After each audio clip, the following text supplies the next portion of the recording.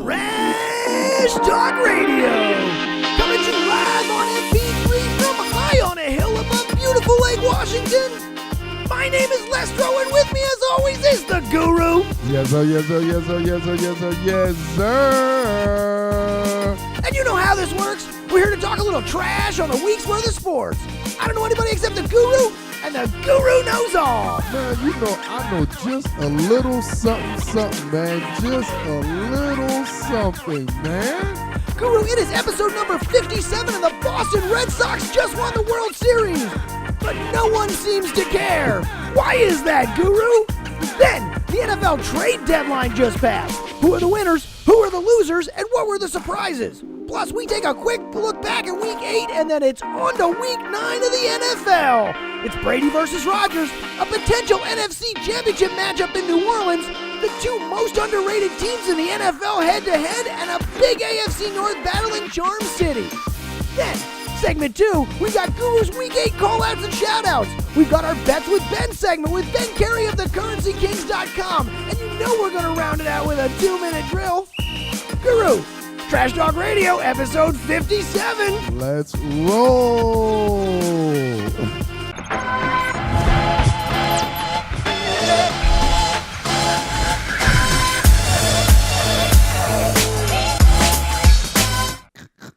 So, my man, it is good to see you. I love this this hoodie Guru look you got going on here, Mello man. ain't the only one I could pull the hoodie look, man. It's a good look for you. Forget that. I'm going with the hoodie look now. Call it the hoodie Guru right now, man. I expect you to be sinking them all day today, man. That's just nothing but net all the way through today. Isolation Guru, man. But I'm not even passing you no mic. Forget that, Lestro. You're not talking to you're not talking to right. No. I got this today, man. Like I'm saying, trash talk. Taking the hoodie thing a little seriously, buddy. So it's good to see you, man. How are you doing? How was your weekend? I'm living the dream, man. Don't pinch me, man. Living the dream. That's what I like to hear.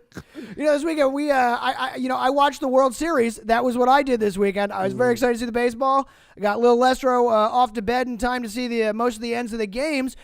Apparently, Guru, I was one of the only ones, though, as the Boston Red Sox defeated the Los Angeles Dodgers in 5-game series, as I predicted, by the way. It was a good series. One of the games went 18 innings. 18 innings. That was a highlight. Yeah, I remember that game. I fell asleep in the 13th, I have to admit. Watch the game. Yeah, I have to admit, I fell asleep in the 13th of that game.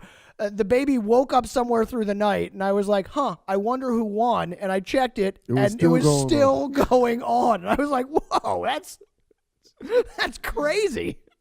But yeah, the Red Sox won the World Series. Good World Series. Pretty exciting back and forth. Some of the scores got a little bit out of whack, but the games were pretty close all the way through. The Red Sox were obviously the better team. But, Guru, I wanted to ask you about this because I know you didn't watch this series. The ratings for the World Series were down again. It was not a particularly highly rated World Series, and this was a West Coast, East Coast matchup. This is Boston, Los Angeles. This is two top 10 markets in the country. Couldn't even beat the Saints Minnesota game on Sunday night. Game 5 of the World Series, lost in the ratings to the NFL Sunday night. Guru, what is going on? What can baseball do here?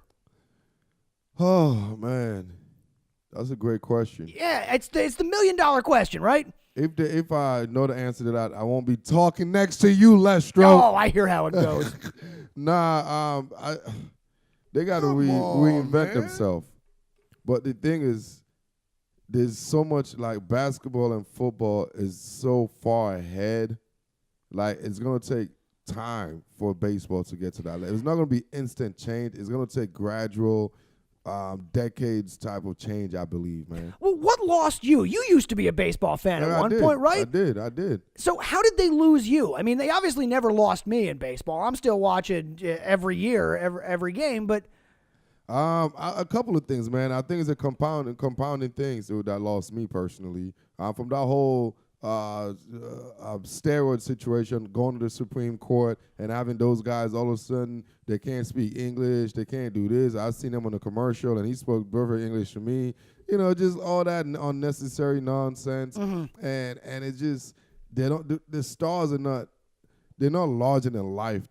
Baseball as a organization don't market. Their marketing team, to me, they feel like they're stuck. It's like 50, 55-year-old, 60-year-old white man, and they're the same guys that does the golf commercials, the same people that runs baseball. And right now is the new innovative mind. You got to reach the younger generation a little bit different. And what you do is make bigger than life stars. As a kid, like the Kyle Ripkins, how they made it. I love Kyle Ripken, man.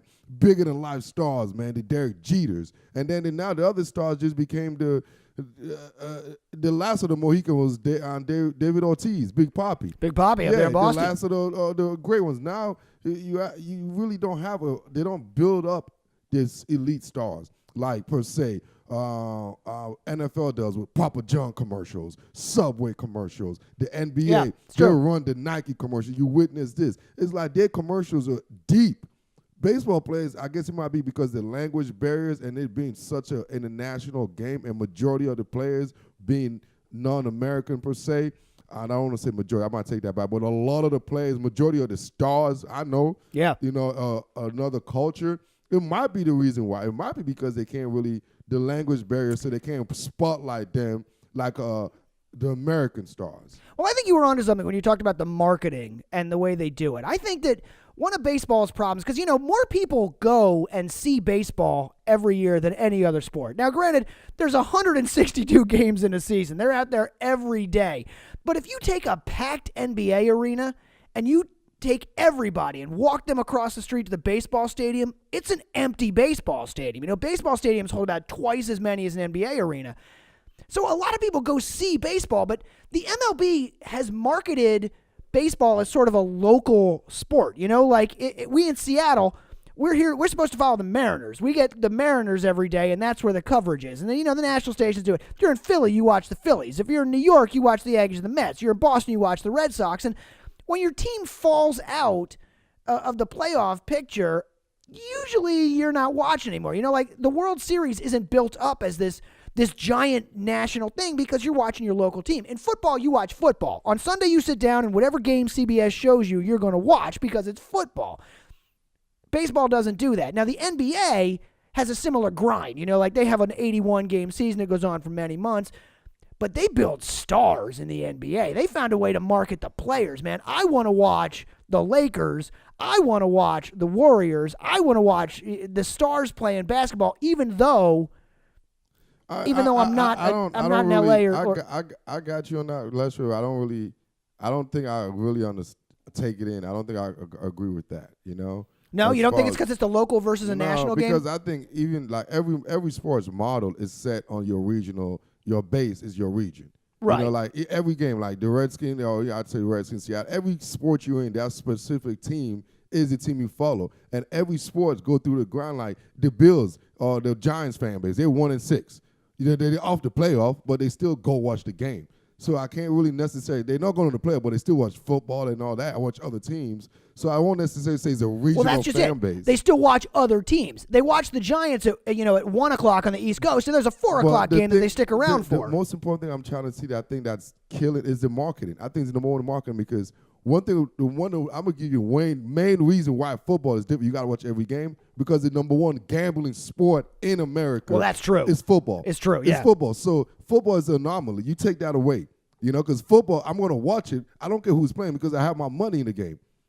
That's what you're going to watch football in. We just think about the evolution of fantasy. Look at that. Like, that's what you do. You talk about the Super Bowl, there's all those prop bets. Who's going to get the ball first? Exactly. Who are they going to wear? When's the flag going to go? Major League marketing is not there. They need to go, to the young. They need to go grind. Go to the institution. Go get the kids. Go get, graduating high school kids or go to colleges and recruit those child. That's what they need to do. Get those guys to market those superstars a little bit different, But I also think we're the age of the steroids, so we're not out of it yet. Yeah, we're still straggling along from this. We're not out of it yet. It's not us. The generation that probably comes after us will get that whole steroid nonsense out their system. Well, here's hoping because it's still a great game. I love it. It was a good World Series. I'd like to see more people watching baseball. I don't know what to do about it. But at the same time, congratulations to the Boston Red Sox and fuck the city of Boston for once again getting another championship. insufferable pricks that the fan base is. You see the team was playing New York, and they're so, fuck that, man. Okay. He's hating today. He's a hater today. Meanwhile, in the NFL, Guru. Yeah, now finally people are going to tune in. Let's move over. All right, so let's talk Tune NFL because it was the trade deadline was today in the NFL, and this even gets more press than the World Series last week. So let's talk about the trade deadline today. We saw some big movers go back and forth. I got my recap here. Trade deadline. The big moves today were the Denver Broncos moved Demaryius Thomas to Houston for a 4th-round pick and a 7th-round pick. Golden Tate went from Detroit to Philadelphia for a 3rd-round pick. Can't wait to see him in green. Ty Montgomery left Green Bay for Baltimore for a 7th-round pick. Dante Fowler went from Jacksonville to the Rams, and Clinton Dix moved from the Green Bay Packers to the Washington Redskins. So I think what we see here is, first of all, Green Bay's out. They're selling. That's obviously they figured they're sellers and moving forward from there. But Guru, what else do you see from the trade deadline this year, man? You know what I see? I see the NFL doing a hell of a better marketing job than your MLB. Probably. That's what I see. You remember when MLB trade deadline came and it was a boof. It was Manny Machado. One. Boof. Yeah, well. Boof. Boof. Anyways, kudos to the NFL because they did they think I want to make sure everybody knows what they did, and I don't think a lot of people, fan base might realize or fans might know. The NFL did things 2 years ago that changed a lot of things in as far as the trades. All right, first of all, they moved the trading deadline back to week 8. It used to be I think it was week 9 or 10. Mm-hmm. So they moved it back 2 years ago. All right, and another thing is the compensatory picks the NFL guys. Now they allow teams to actually trade those picks, so now that gives another value. So now the NFL become valuable. In NBA terms, it's an asset. It's an asset now. Yeah. For the NBA now picks are not even an asset because the players. Now the NFL now, because of the collective bargain agreement, now picks are becoming an asset. Because obviously with the bargain agreement, a lot of teams are doing, because you have to be, first of all, as the agreement, every team has to spend at least 89 million or 89 point something million, round it up to 90 million. Cap room, you have to spend that. So now, if you have certain players that some teams are below that, that's when they do the NBA thing. They take that contract on the team to get over that, so they get fined. So they're doing all that maneuver, and the GMs, and I feel like the NFL GMs now, they're getting smart as far as how to master that type of movement. And they also, another innovative way I see they're doing is before the guys become free agent, like the Golden Tate. The teams know they're not going to sign them. Green Bay know they're not going to afford Dixon. He's going to probably go for $10 million a year, and for the market, and Green Bay don't want to pay him that much. Right, he's not going to fit under their salary cap. Exactly. So it just makes sense now because of the trading deadline. The trading deadline moving back. Now the teams got more framework to work with, got more data, and they could make more moves because the value of the draft picks are becoming more asset because of the collective bargaining agreement. Now the skew is a scale as part of the paying scale. So you could have young athletes on your team for 3 to 4 years and paying them the rookie minimum, which save you overall as far as money. So that's why you're going to see a lot more of this type of trade and things that's going to move on in the future as far as the NFL. You're going to see big guys and guys that's contract is coming up, like a Dante Fowler. His rookie contract is up. Jacksonville is very deep at that position. Yeah. So now what they play around with, I could get rid of you. Now they could play a little bit more. So I just want to make sure I get that out the way and say, because it's a very NBA sort of way to do things. The NBA has been doing this for a couple of years. Exactly. And what's been the best season of the NBA? Is the offseason. Exactly. Exactly. The back office shit in the NBA is almost as much fun as then watching what happens on the floor when those guys get together. So then let's talk about this year in particular. Guru, which of these do you think is going to make the biggest difference moving from one team to another? Do you think it's Demaryius Thomas, Golden Tate, Ty Montgomery, Dante Fowler, Clinton Dix? I think that all of them are great moves. You like them all. It was all necessary, and all of them it's all of them. The team identified exactly what they needed, and they got. It's all started with Amari Cooper. The Cowboys, we all knew they needed a receiver, so they went and got what they felt was the best receiver they could get. Even though they gave a king's ransom, that's what they felt. They felt Amari Cooper could be the guy who needed. And then one thing I love, when Houston went to get Demaryius Thomas, I always think Demaryius Thomas is not an elite receiver because he don't have the elite route running skill set. Now, as far as unscripted type of plays, that's what he does well at. And what I always tell you about Deshaun Watson is an unscripted type of quarterback. He's a Russ Wilson type. Exactly. Yeah. And Demaryius Thomas, because people remember, Demaryius Thomas was a beast when Team Tebow was there. You know, he was a beast. He was like the only guy because unscripted quarterback. So DT going to Houston, I think that's a checkmate division. I'm going to win the division move right there. That's Houston going for it. Yes. Yeah. You know, because a lot of other teams was going for that. And, you know, thank my man John Elway for a shout out and call out again. Obviously, give DT away.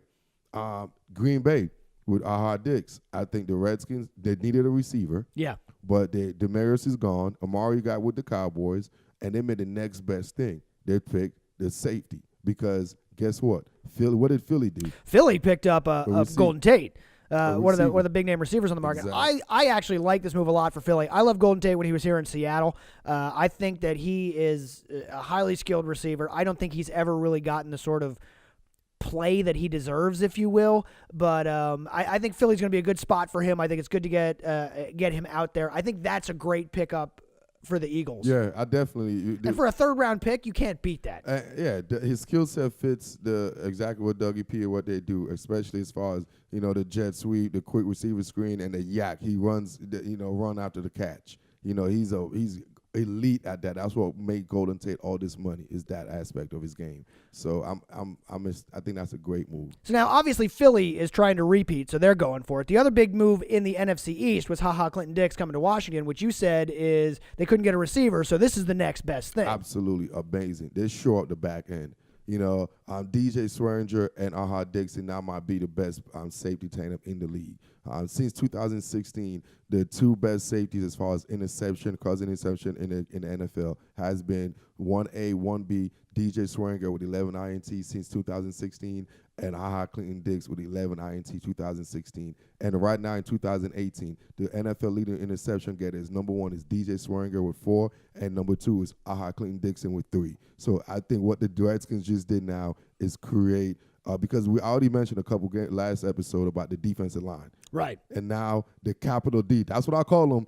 The Department of Defense, baby. The Department of Defense in D.C. Y'all hear that, man? Allen and them boys. Man, I see y'all boys. Swearinger. I see y'all boys. And now Clinton Dix in over there in the Department of Defense. I love it, man. I love what they're doing. Obviously, it's not a Super Bowl match, but it's a playoff. It's a checkmate. And you notice how the NFC East was all battling each other? Yeah. And the team that didn't do nothing? The Giants? That's why they're the Giants, right? Yeah, right. And also now, let me ask you this. The Jetsification of New York sports teams continues. That's a good one. That's a Lestroism. So now let me ask you one thing. I remember when the season started, they were like the guys that have the most pressure as far as they have to go to the Super Bowl. And we said Kirk Cousins had to go to the Super Bowl. Right. It was Minnesota. You had. Right now, what the Rams are doing, could you still say Kirk Cousins has to get to the Super Bowl, or would you say the Rams are basically saying it's Super Bowl? Who has more pressure now to get to the Super Bowl? I still think Kirk Cousins has more pressure to get to the Super Bowl, but I think the Rams are going for it. I think the Rams picking up Dante Fowler from Jacksonville, first of all, says that Jacksonville is throwing in the towel. I think that team realizes that got a good defense, but we still got Blake Bortles at quarterback, and we made a huge mistake, and this is not working out. Time to, move on from this season. The Rams, however, continue to load up for bear. That team only gets better. I still think the pressure is on Kirk Cousins, but that's only because the Rams are too good to be pressured at this point, I would think. That's what I'm saying. That's what I'm confused at. If you're right now, I think anybody that has any brain, have any capacity of football, with the Rams being what their record is now and what they're showing in the last basically year and a half, right? Not just this season, the last year and a half. Oh, yeah. Everybody in their no-brainer expect. What do you expect the Rams to be? Minimum. I expect them to be in the championship game. Minimum. Yeah. So if that don't happen, who has a lesser season? And Minnesota don't get to that. Who has a lesser season? I still think it's the Vikings because they got there last year, and then they paid $100 million to Kirk Cousins to come in and be like, all right, this is the guy that gets us over the top. And what next year for the Rams, they're getting into must-win territory. This year, the Rams did. Aaron Donald over $100 million. Sue got about 50-something million. Talib got about collectively, they probably got over $100 million collectively. The team they brought together on that. So to the one team, to the 186 million guaranteed the Vikings got. Yeah, I'm still going to take the pressure is on Kirk Cousins to perform that salary because that's crazy. And put it like this: if LA, because it's not only a pressure for LA, but it's the NFL pressure. That's why I said it's the LA because the NFL want this to work. The NFL want to have a championship game in LA. They want LA to go to the Super Bowl because it's all about entertainment, and they want the stars in LA. That's why I said the NFL is bigger. It's more for the Rams because the NFL don't care if the Vikings win or don't go. But you know what? They haven't invested. Yeah. They got two teams there. They got monetary investment in L.A. Right. So, meaning, with all this, they're allowing basically all this, hey, y'all want this trade? Hey, go ahead, man. Go ahead, man. Because you know why? Have you been to the beach? Yeah. You know why? Because the more people that watch you guys, ching in our bank account.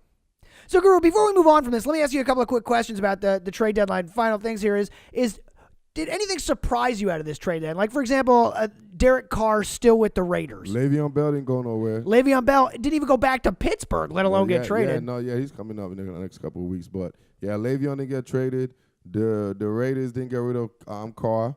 I think that was really. Was there anybody that you expected to make a move that you thought would try and be buyers that didn't get a player? Jacksonville. I thought Jacksonville.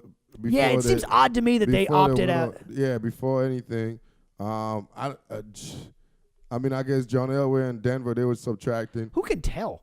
So Cleveland Browns, they basically, I don't know what they – dude. I don't know what's going on in Cleveland. I'm going to say I don't know. And the other thing I wanted to ask is, did anybody – who do you think lost this trade deadline? Is there a winner and a loser? You think the Giants lost? They didn't do it. You saw what the NFC East did? Everyone in the NFC East made a move.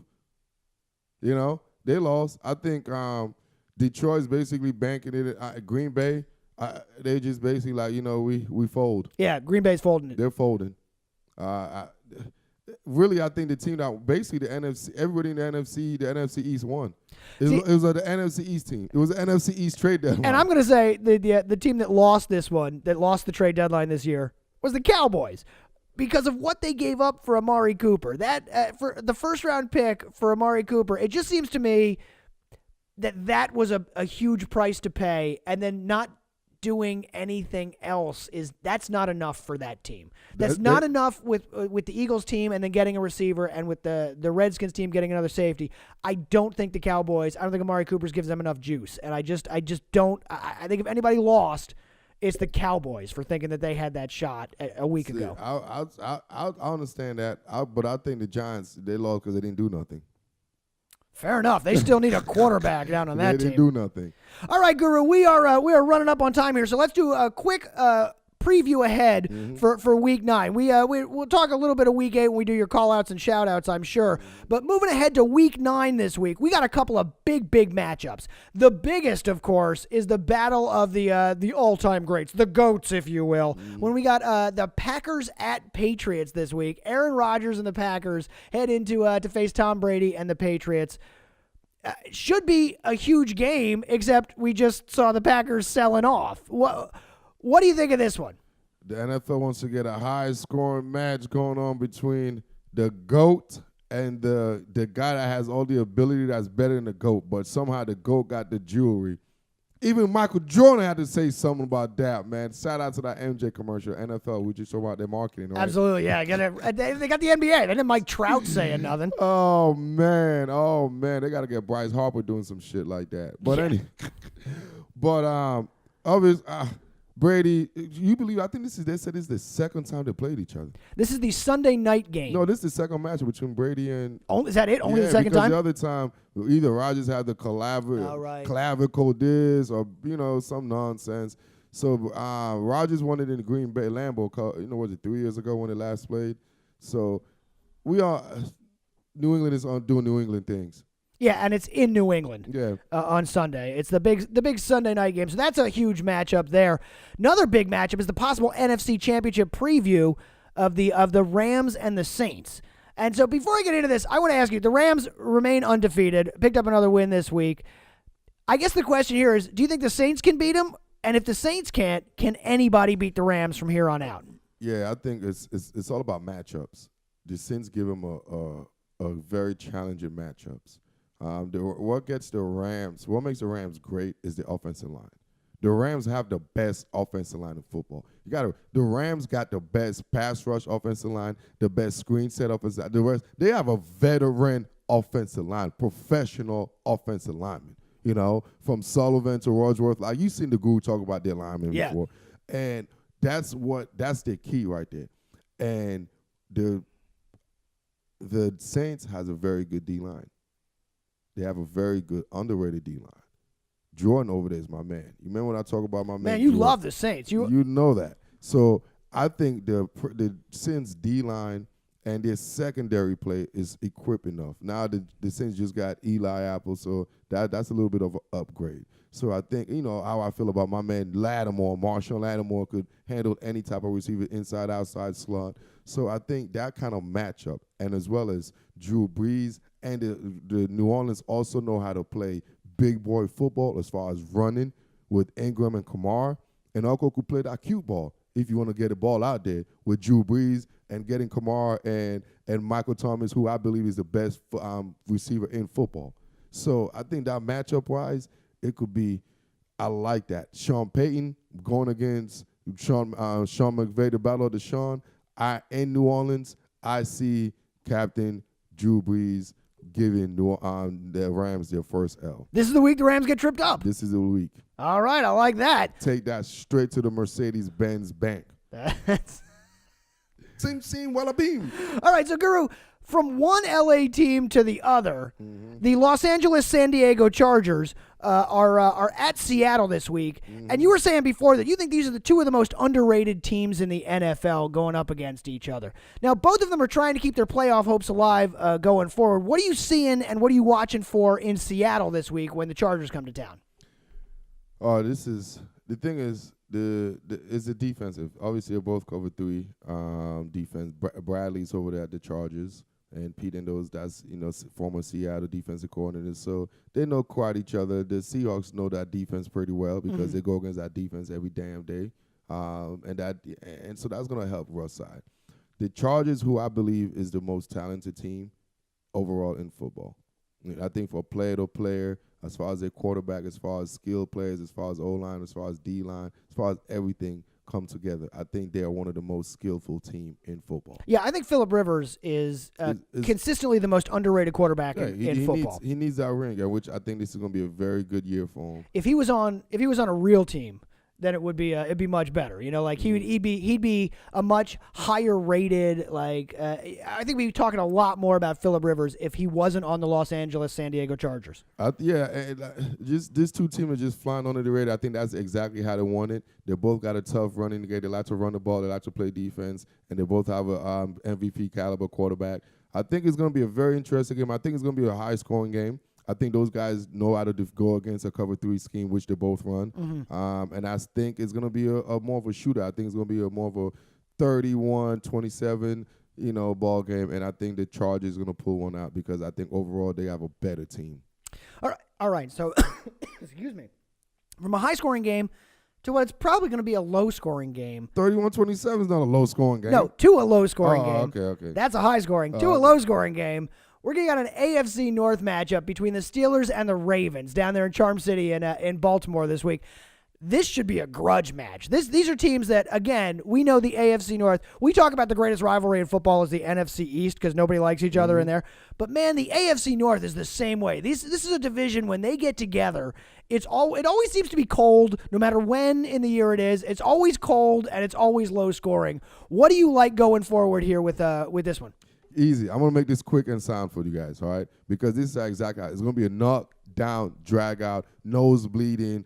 It might be a total of 3 total touchdown score. And I see Pittsburgh, I think they're on this stride. I see Pittsburgh winning a close ball game 13-10. All right, so that's our preview for Week 9 here. We're going to take a quick break because we're running out of time, Guru. We're going to come back. We're going to have your call-outs and shout-outs, so we'll talk a little bit more about Week 8. You know, we got the Bets with Ben segment with Ben Carey from the Currency Kings, and we got a 2-minute drill to round it all out. Trash Talk Radio. TTR.